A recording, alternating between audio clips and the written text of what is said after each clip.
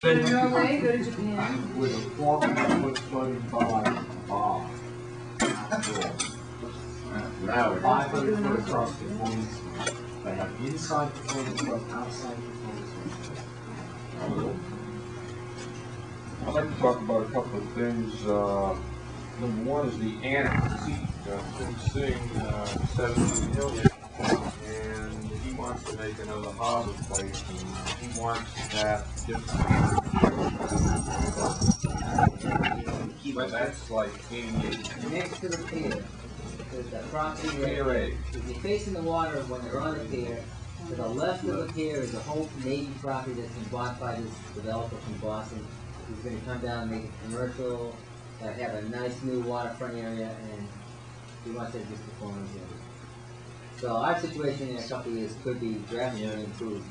Which you're still going to deal with probably, well, maybe not. Maybe it'll open up. But it seems to me it's always been a 2-hour scene here since it's begun. Right. That I think that also could change because I think he wants to have more people there, for the longer in the day. But the thing is, in Key West, it's also like a beach community. During the daytime, people are on the beach, which is a lot of security, then they're walking around, and then you might be able to go to some of these private property areas, like Keyline Square, Mallory Market area, to do shows.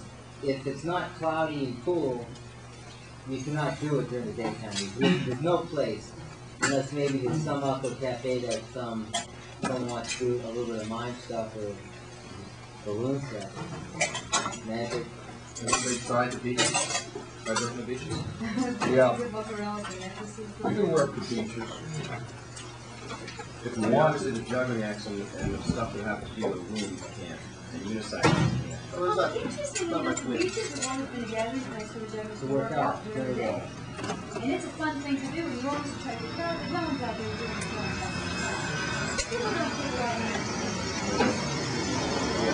That's why I was talking to her, sort of downplaying Venice Beach, because it's exactly that. People either get passionate, having this like, I have a bathing suit on. The other thing is arrests. And we talked about that A little bit. kind of late. We few people that have mentioned that they've been arrested. Yeah, we have a class action suit down here on people who have been arrested while performing, doing their thing, soliciting money without a license, so they say. And every time, like the 8 arrests have happened, the police have always dropped the charges. After the arrest, and after the inconvenience of being Right. booked. I'm a believer in that's the time when you're hottest, and that's when you need you get more regular light on in here. That's it. You want me to That's put all right. I can put it on. Okay. We've always been able to get such incredible media response. When a good act gets busted, it's a classic example of little guy versus big in transit authority. And the regular people reading the papers and watching the news are going to side with the little guy. And that's when you have a wedge against the Chamber of Commerce and against City Hall and against the police department, so you can really milk it to try to get much more clout in your particular area. So I'd say I look at arrest as a real positive thing shortly thereafter. Yeah, we couldn't get them to break it open in Hawaii. That's all I got. Hawaii has a great possible scene. Kalakaua Avenue is an incredible place. And the kids I kept telling them, don't get your asses arrested a few times and get the press down here and get some good support. And all places have to be opened up. There's a lot of traffic on those main streets. I don't know who you got license to do any.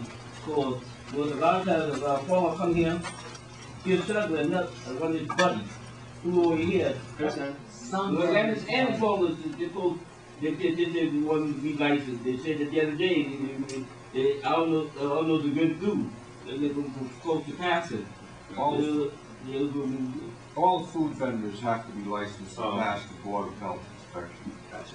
Or else they don't get out there. So those two, he's talking about some of the arrests for people not having the right licenses. I don't think they're part of the class action suit you're doing, right? No. This is performers? Performers. Yeah. Wait. I was talking to Ernesto, one of the vendors. There were all vendors who were arrested. You're the only performer that's ever been arrested, and that was on Green Street. That wasn't Mallory Square. No, it wasn't on Green Street. It was on Green Street. Yeah, but it wasn't on Mallory Square. Everyone who's ever been arrested. Am Gary I was wrong? arrested. Who? Gary's been arrested, Jan, Rob Goldstein. But was how long arrested. ago was that?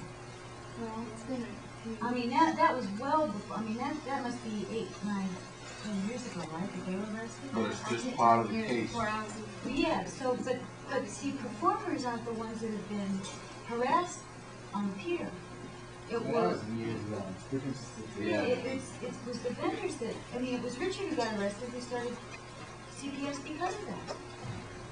Are you going a little too far with the class action thing? I mean, you know, you can undermine yourself, you know. It's still in advance. We have an attorney working on it. We have $300 for CPS for that type of thing. We have a fundraiser for it. People support it. I'd be wary of that. I mean, you got to look at yourself as an outlaw, essentially, to a certain extent. Well, hang on a second, because I think I comment. And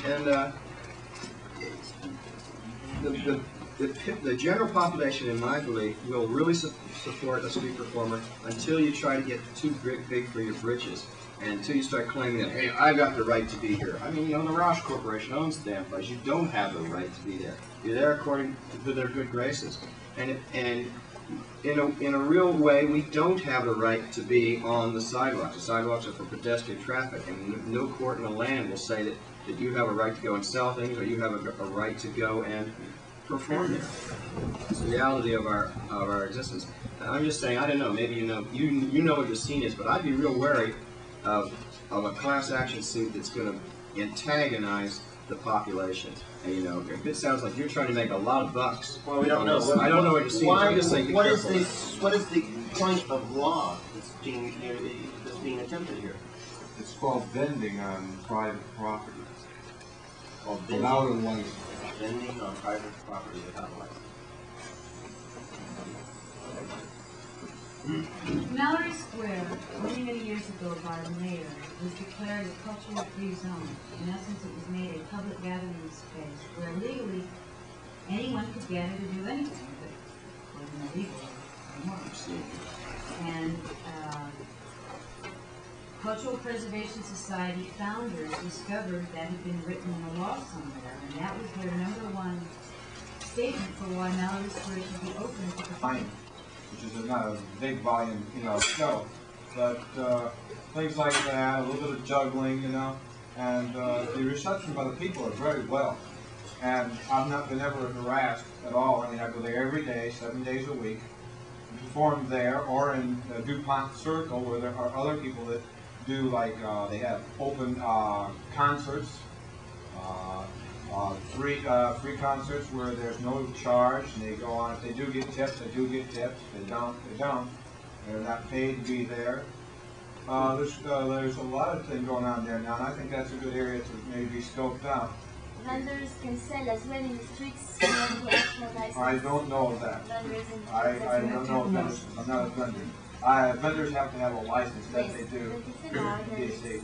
And it's nice, and they have designated areas in the downtown area where vendors can set up. You can go buy your license. You got the money to pay for a vendor's license, which in DC, I meant the vendor's license is very expensive. It's like, costing $1,500 to set up, something like that. It's very expensive. You have your insurance to pay, and all that. But no, for part of performance, I think that's an area to be scouted out, because it's really nice.